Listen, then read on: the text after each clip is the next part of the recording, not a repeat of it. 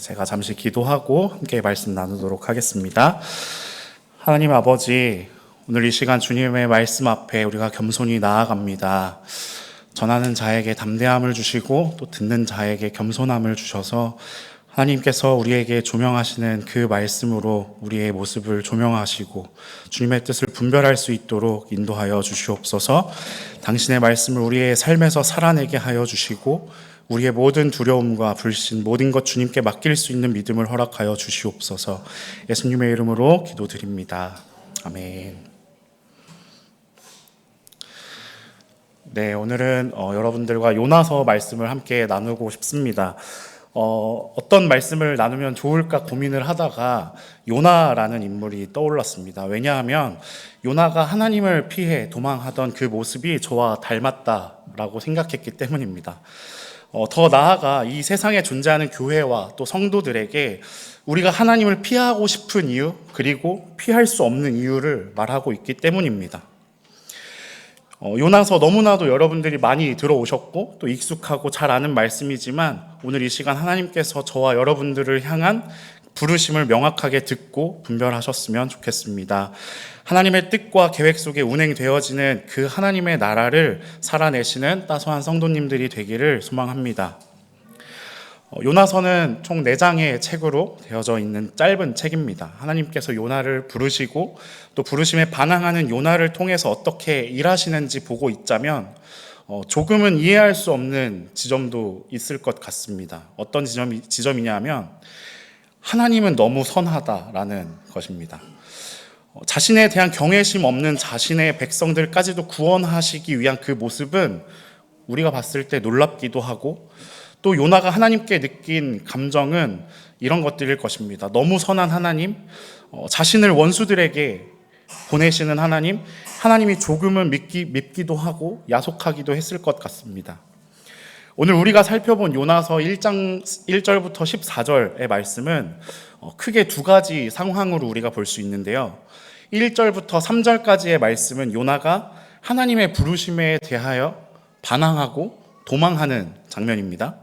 그리고 이어지는 4절부터 14절까지의 말씀은 도망하는 요나에 대한 하나님의 반응을 우리가 볼 수 있습니다. 먼저 요나가 하나님을 피해 도망하는 모습을 살펴보겠습니다. 요나는 왜 하나님을 피하고 싶어 했을까요? 그 이유는 무엇일까요? 히브리 선지자인 요나에게 이방의 땅에 가서 외치라 라고 했던 것은 전례 없던 일이었습니다. 결정적으로 이 니느웨라는 도시의 배경 때문인데요.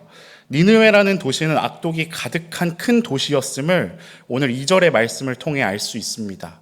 너는 일어나 저 큰 성읍 니느웨로 가서 그것을 향하여 외치라. 그 악독이 내 앞에 상달되었음이니라 하시니라. 니느웨는 아수르 제국의 수도였습니다. 아수르 제국은 예후 왕 통치 기간에 이스라엘에게 막대한 조공을 부과하기 시작했고 요나의 생애 내내 유대인들의 왕국을 계속 위협했던 나라였습니다. 아수르는 결국 북왕국 이스라엘과 사마리아를 침공하고 파괴하게 됐습니다. 그런데 하나님께서 요나에게 자신의 왕국을 파괴하고 그 원수 같은 나라로 가서 복음을 전하라 라고 하면서 보내신 거예요. 또 그 악독함은 얼마나 악독한지 고대 문헌에 설명된 아수르의 기록을 우리 함께 살펴보겠습니다. 제가 읽어드리겠습니다. 아수르는 고대에서도 매우 잔인하고 폭력적인 제국이었다. 아수르의 왕들은 그들의 군사적 승리의 결과를 기록해 두었는데 평원이 시체들로 질비하고 도시들이 완전히 불탄 것을 흡족해 하는 내용이었다. 살만에셀 3세는 적들에 대한 고문, 사지절단, 목베는 장면을 커다란 돌기둥의 부조로 소름 끼칠 만큼 자세히 묘사한 것으로 유명하다. 아수르인들은 적을 사로잡은 후 2 다리와 한쪽 팔을 잘라냈다. 한쪽 손을 남겨둔 이유는 죽어가는 희생자의 손을 잡고 조롱하기 위해서였다. 이후에 정말 참혹한 모습들이 기록되어져 있습니다. 이렇게 설명하면서 아수르 민족을 부르는 명칭을 테러 국가였다고 고대 문헌은 소개하고 있어요. 요나에게 이 니느웨라는 도시의 사람들은요, 하나님으로부터 구원받을 자격이 없다고 여겨졌던 거예요. 원수와도 같은 자들에게 하나님의 경고를 전할 가치도 없다고 생각을 했었던 것입니다. 이게 바로 요나가 니느웨를 피하고 싶었던 이유였습니다. 하나님의 얼굴을 피하고 싶었던 이유였어요. 요나는 자신에게 주어진 그 임무에 대해서 이해할 수 없었습니다. 그런데 그 일을 맡기신 그 분을 더 이해하고 믿기 어려웠을 것 같아요. 자기가 알고 있던 하나님과는 조금 다른 결을 느끼면서 하나님의 얼굴을 피해 다시스로 향하게 되는 것이죠. 조금 이 상황을 제가 이해를 돕기 위해서 생각을 해보다가 오늘날 온갖 벌어지고 있는 처참한 그 범행들의 피해자들에게 하나님께서 말씀하시는 거예요. 너희의 그 범죄자였던 가해자였던 사람들을 찾아가서 하나님의 구원을 이야기하고 너희의 구원을 하나님을 전하라 라고 말하고 있는 거예요. 이해할 수 없는 일이죠. 믿길 수 없는 일입니다. 하나님이라면 그렇게 하면 안 되는 거잖아요. 하나님 그건 선이 아니잖아요 라고 화내면서 반항함으로 요나가 하나님을 피해 다시스로 가는 배에 올라타고 있는 장면을 우리는 확인했습니다. 요나는요, 그들이 회개하기를 원하지 않았습니다. 요나는 그들이 하나님을 찾게 되기를 원하지 않았습니다. 그렇게 되면 하나님께서 그들을 용서하실 것이고 그들을 구원하실 것이기 때문에 하나님께서 일하시면 그 결과가 어떠한지 요나는 이미 알고 있었기 때문에 하나님은 그런 요나를 통해 구원하기를 원하셨고 하나님은 그 악독한 자들도 자신의 백성으로 긍휼히 여기시며 요나를 그 니느웨로 보내시는 겁니다. 요나와는 달리 하나님은 그들이 회개하기를 원하셨고 그들이 하나님 자신을 찾기를 원하셨고 하나님께서는 그들을 용서하기를 원하셨어요. 이에 요나는 니느웨와는 정반대되는 다시스로 도망을 하고 있는 것이죠. 저도 이런 도망의 경험이 있습니다. 대학교를 졸업하고 교육 전도사로 해외에 있는 한인 교회를 섬기던 때였습니다. 그곳에서 저는 1년이 조금 안 되는 시간을 보냈었는데요. 그 시간들이 저에게는 너무나도 외롭고 괴롭고 그 부조리함을 그대로 받아들여야 했던 힘든 시간이었습니다. 전임으로 사역을 하면서 주말 평일 없이 모든 시간을 그 사역에 갈아 넣어야 했습니다. 초등부, 중고등부, 청소년부, 청년부를 담당했어야 했고 주 5회 새벽 예배 설교 영상을 만들어서 매일 새벽마다 성도님들께 보내드려야 하는 일이 있었습니다. 이렇게 사역을 계속 이어가면서 저는 그 사역에 대한 회의감이 들게 됩니다. 한인교회와 선교사님들의 그 부조리함을 목격하면서 어떻게 하나님의 사람들이 이럴 수 있나? 나를 이곳에 보내신 하나님이 원망스럽고 밉기도 했습니다. 나름 사역에 있어서 늘 정직하고 성실해야겠다라는 이런 마음이 있었는데 그 마음을 깨고 저는 1년이 조금 안 되어서 다시 한국으로 도망오게 된 거예요. 나름 사역에 있어서 그 성실해야겠다라는 것을 부모님으로부터 배웠기 때문에 한국에 돌아갔을 때 부모님을 뵐 면목이 없었습니다. 그래서 저는 한국에 들어왔지만 집에 가지 않았어요.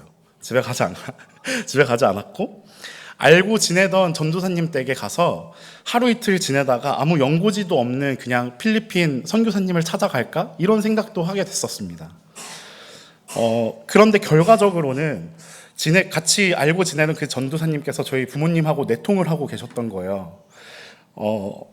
그래서 부모님이 저를 데리러 오셨고 저는 그 이후에 사역을 그만두게 되었었습니다. 마음에 다짐하기를 그때 당시에 나는 다시는 절대로 사역을 하지 않을 거야 라고 다짐하면서 취업 전선에 뛰어들고 그 요나가 하나님의 얼굴을 피해 다시스로 향하는 배를 탔던 것처럼 저도 하나님의 얼굴을 피해 이 세상 가운데로 뛰어들게 됐던 것입니다. 이 일이 불과 5년, 6년 전의 일이었어요. 요나의 도망, 그 결과를 우리는 너무나도 잘 알고 있습니다. 성공할 수 없는 도망이었다는 것을요. 또 저 또한 하나님의 얼굴을 피해 도망치던 그 시절을 지나서 지금 다시 이렇게 이 자리에 사역자의 길을 가고 있지 않습니까? 성공할 수 없었던 도망이었다라는 것입니다. 피할 수 없는 이유라는 거예요. 도망치는 요나에게 하나님은 큰 바람을 바다에 내리셔서 요나가 타고 있는 그 배의 길을 차단하세요. 그리고 이후에 여러 가지 방법으로 하나님은 요나가 있어야 할 자리에 가져다 두시는 모습을 우리는 너무 잘 알고 있습니다. 요나서의 표현을 보면요, 요나가 얼마나 하나님으로부터 도망 다녔는지를 알 수 있는데요. 1장 3절 욥바로 내려갔더니 5절 배 밑층에 내려가서 2장 6절 내가 산의 뿌리까지 내려갔사오며 그리고 1장 3절에 배에 올랐더라 라고 표현되어 있습니다. 이 올랐더라는요 의역입니다. 앞에 사용했던 내려갔다라는 뜻의 히브리어 야바르라는 동일한 단어를 사용하고 있어요. 이 내려갔다는 표현들을 통해서 우리는 요나가 하나님의 얼굴을 피해서 얼마나 멀어지기를 원했는지를 알 수 있습니다. 저 또한 그 부조리함을 보고 내가 원했던, 내가 상상했던 사역의 길은 이게 아닌데 라고 하면서 하나님을 멀리하고 하나님으로부터 도망가고 더 멀리 가기 위해서 세상에 나아가게 되는 거예요. 또한 요나가 향했던 그 다시스라는 지역도 니느웨로부터 가장 먼 곳이라고 할 수 있는 곳이었어요. 그런 요나의 앞길을 막으시고 다시 가야 할 길로 돌려놓으시는 분이 바로 하나님이십니다. 그 하나님 앞에 우리는 피하고 싶어도 피할 수 없게 됩니다. 우리 안에도 하나님을 믿고 하나님을 사랑하지만 그 하나님의 뜻을 거부하는 일들이 매일매일 일어나고 있습니다. 하나님의 뜻과 원하시는 삶의 모양을 우리는 너무나도 잘 알지만 그 잘 아는 모습과는 너무나도 다른 모습으로 우리가 선택하고 결정하고 살아가고 있다는 거예요. 풍삼첫 풍삼기를 하면서 우리에게 삶의 밸런스가 얼마나 중요한지를 배웁니다.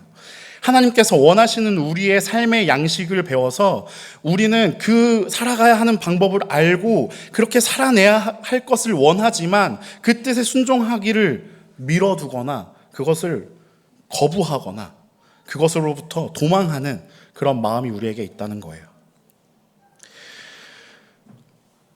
요나는 사실 개인적인 탐욕 때문에 하나님의 뜻을 거부했던 것은 아닙니다. 그는 애국자였고 문제는 자기 자신의 민족은 사랑했지만 이방인에게는 미움과 분노를 가졌다라는 거예요. 요나는 하나님이 니느웨라는 도시에 아수르라는 왕국의 자비를 베푸실 것이 싫었던 것입니다. 요나서 4장을 보면요, 요나가 왜 하나님으로부터 도망가려고 애썼는지 명확하게 기록하고 있습니다. 우리 함께 읽어보겠습니다. 여호와께서 기도하여 이르되 여호와여 내가 고국에 있을 때에 이러하겠다고 말씀하지 아니하였나이까. 그러므로 내가 빨리 다시스로 도망하였사오니 주께서는 은혜로우시며 자비로우시며 노하기를 더디하시며 인애가 크시사 뜻을 돌이켜 재앙을 내리지 아니하시는 하나님이신 줄을 내가 알았음이니이다. 아멘. 요나는 하나님이 어떤 분인지 이미 알고 있었습니다. 하나님을 잘 알고 있었어요. 하나님은 은혜로우시고 자비로우셔서 노하기를 더디하셔서 그 백성들을 다시 돌아오게끔 용서해 주시고 그들을 받아주실 것을 요나가 알고 있던 거예요. 하나님의 정의와 공의가 더 앞서야 되지 않겠냐고, 악한 사람을 심판하셔야 않겠냐고 요나는 말하고 있는 거예요. 계속해서 요나는 하나님을 피하기 위해 올라탄 그 배 가장 밑에서 깊은 잠을 청합니다. 그리고 폭풍을 맞이하죠. 하나님께서 보내신 이 폭풍을 맞이해서 요나의 길이 막혔습니다. 피할 수 없도록 하신 거예요. 요나 때문에 죄 없는 이방 선장들까지도 피해를 보는 그런 상황에 처해 있는 것인데요. 그런 요나에게 배를 운전하던 이방인 선장이 다가와서 오히려 요나를 깨우고 네 하나님에게, 너가 믿는 그 하나님에게 기도를 하라고 말하고 있어요. 그리고 이방 선장은 요나에게 이 재앙이 누구 때문인지, 너는 누구고 하던 일은 무엇인지 묻고 있습니다. 그리고 요나는 자신을 이렇게 소개합니다. 1장 9절입니다. 나는 히브리 사람이요 바다와 육지를 지으신 하늘의 하나님 여호와를 경외하는 자로다. 요나는 하나님에 대한 믿음이 있었고 하나님이 어떤 분이신지를 잘 알고 있었습니다. 그리고 하나님을 경외할 줄도 아는 사람이었어요. 하늘과 땅을 만드신 창조주 하나님을 믿고 경외하는 자라고 자신을 소개하고 고백하고 있잖아요. 그러나 하나님 때문에 자기가 존재하는 사실을 놓치고 하나님 뜻대로 움직이는 것이 아니라 요나 자신을 위해서 하나님이 움직여야 한다는 생각이 앞서게 된 것입니다. 어쩌면요, 우리도 하나님을 믿고 하나님을 사랑하지만 하나님이 우리의 주인이라는 것을 인정하고 살아가지만 또 때로는 그것을 잊고 살 때도 너무나도 많은 것 같습니다. 하나님의 뜻대로 우리가 움직이는 것이 아니라 우리가 먼저 모든 계획을 세워놓고 그 계획, 준비한 것들에 맞춰서 하나님이 움직여 주시기를 바란다라는 거예요. 우리는 하나님을 사랑한다면서도 하나님을 거부하고 하나님으로부터 도망가고 있습니다. 여전히 우리는 자기 중심적이어서, 여전히 우리는 우리 교회 중심적이어서 하나님을 사랑해서 모이지만 정작 하나님의 부르심에 문제가 있다고, 납득이 되지 않는다고 여겨지면 하나님을 거부하는 선택과 결정을 하게 되는 것입니다. 하나님은요, 우리가 이해할 수 없는 부르심으로 이 짐승과도 같은 세상 속에서 우리를 부르고 계십니다. 이 땅을 회복시키시기 위해서, 망가진 그 하나님의 형상을 회복시키시기 위해서 저와 여러분들을 부르고 계신 것입니다. 그 부르심에 순종하지 못하고 나아가지 못하도록 하는 장애물이 무엇입니까? 하나님을 거부하고 하나님으로부터 멀어지게 만드는 그 이유가 무엇입니까? 여러분들이, 그리고 제가 하나님을 피하고 싶은 그 이유는 무엇입니까? 그것은 우리의 정체성이 흔들렸기 때문입니다. 요나는 자신의 정체성을 잃어버렸습니다. 선지자라는 사실을 잊어버리고, 자신은 히브리 사람이고 하나님의 부르심은 그 원수인 니느웨에 있다는 것을 알게 될 때 선지자라는 정체성보다 히브리 사람의 정체성이 더 앞서게 된 것입니다. 요나는 또한 폭풍우가 자기 때문에 일어난 일임을 알고 있었지만 그 문제를 해결하려고도 하지 않았습니다. 이미 자신 때문에 하나님이 폭풍우를 보내셨다는 것을 알고 있음에도 반응하지 않아요. 여기서 요나가 선택할 수 있는 선택지는 두 가지입니다. 혹시 이 대사를 아시나요? 네, 죄송합니다. 첫째, 스스로 몸을 바다에 던지고 상황을 종료하는 것. 둘째, 다시스로 도망가려는 것이 잘못된 것이니 다시 니느웨로, 다시 하나님의 그 부르심을 따라 나아가는 것입니다. 요나는 자신으로 인해 일어난 일을 직접 해결하지 않았습니다. 요나서 1장 12절에 이렇게 기록되어 있어요. 바다가 너희를 위하여 잔잔하리라. 바다를 잔잔하게 하실 하나님이라는 주체가 빠져 있습니다. 하나님에 대한 불만으로 요나의 마음이 완악해진 거예요. 하나님의 뜻을 알면서도 거부하는 것, 순종하지 않는 것, 하나님께 항의하는 것과 같은 태도를 취하는 것은 하나님으로부터 받은 은혜를 잃어버렸기 때문인 것입니다. 이렇게 정체성을 잃어버리고 하나님께서 베푸신 그 은혜를 잃어버린 성도의 모습은 신앙생활을 오래 한 사람들이 갖는 특성 중 하나인 것 같습니다. 예수님을 믿는데도 마음속에 하나님에 대한 원망이 있다는 것입니다. 내가 믿음으로 행했던 것은 조건으로 하나님을 거부하면서 내 인생은 왜 이렇습니까? 왜 이런 어려움을 겪어야 합니까? 하나님을 향한 원망이 마음속에 있는 거죠. 저는 대학교 3학년이 됐을 때 정신을 차리고 공부를 열심히 하기 시작했어요. 그때까지 제가 신학교를 졸업할 줄도 몰랐고 사실 자퇴하려고 이제 생각을 하고 있었을 때가 있었거든요. 1, 2학년 때 그 방황하던 시절을 하나님께 회개하는 마음으로 좋지 않았던 성적들을 다 학점을 포기하고 학점을 새롭게 다시 하고 졸업했습니다. 정말 열심히 살았습니다. 4학년 때도 24학점을 들어가면서 그 학점들을 새롭게 하기 위해서 애를 썼습니다. 어쩌면 제가 그때 갖고 있었던 그 사역적인 욕심이 하나님을 믿는 것보다, 하나님을 사랑하는 것보다 앞서게 된 것이 아닌가 생각해 보게 되었습니다. 그래서 하나님께서 그 길을 잠시 막아두신 게 아닌가, 그리고 그 막으셨던 것이 은혜였다고 저는 이제는 고백할 수 있습니다. 그리고 약 5년의 시간이 지나서 따스한 교회를 만났고 이 공동체 안에서 교제와 봉사, 섬김과 양육을 통해서 저의 아픈 마음들을 하나씩 드러내셨어요. 하나님의 부르심을 덮고 있었던 그 어두운 마음들이 걷어지고 나서야 하나님께서 저를 부르셨다는 것을 다시 확신하게 됐을 때 저는 또 기뻤지만 또 다른 한편에는 또 다른 막막함이 있었어요.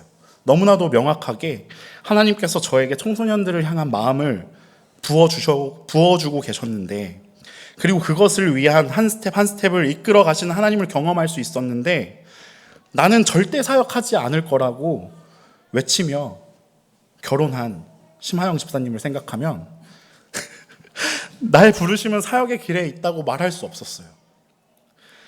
아내를 설득해야 하는 것이 저에게는 하나님을 피하고 싶었던 이유였던 것 같습니다. 사실 생각해보면 아내를 설득해야 한다는 것은 핑계고, 그 안에는 저의 개인적인 상처와 어려움들이 더 많이 있었던 것 같아요. 어느 주일 밤에 이제 잠자리에 들기 전에 아내와 대화를 나누다가 사역에 대한 이야기가 나온 거예요. 그런데 그 이야기를 나누면서 그 마음을 듣고서는 이런 답변을 들었어요. 하나님이 시키시면 해야지. 저는 이 심플한 대답을 듣고 어떤 마음이었을까요? 이게 아닌데. 네. 하는 그런 마음으로 울면서 우리 손 목사님께 연락했던 기억이 납니다. 네, 이제 말씀을 정리하겠습니다. 이것은 저만의 경험이 아닐 것입니다. 여러분 또한 여러분 각자 나름대로의 하나님 얼굴을 피해 도망하던 그 모습이 떠오르셨을 겁니다. 하나님의 얼굴을 피하고 싶었던 그 이유들이 수도 없이 마음에 쌓여있던 적이 있을 것입니다. 그 도망으로부터 여러분들의 그 결과는 어떻게 되셨습니까? 붙잡혀서 이 자리에 계신 것 아니겠습니까? 하나님께서 여러분에게 베푸신 그 은혜에 다시 이끌려 이 자리에 나와 예배함으로 기도함으로 나오신 것 아니겠습니까? 그 은혜에 힘입어 최선을 다해 여러분에게 주어진 삶을 그리고 하나님 나라를 살아내고 계신 것 아닙니까? 하나님과 우리의 관계는 전적인 은혜로 맺어져 있습니다. 하나님께서는 자신의 아들 예수 그리스도의 피를 흘려 우리와 맺으신 결속이라는 것입니다. 우리와 하나님은 피하고 싶어도 피할 수 없는 그런 관계라는 거예요. 앞으로도 우리의 삶에는 요나를 니느웨로 보내셨던 것처럼 하나님은 납득되지 않는 부르심으로, 이해되지 않는 그 부르심으로 여러분들을 부르실 것입니다.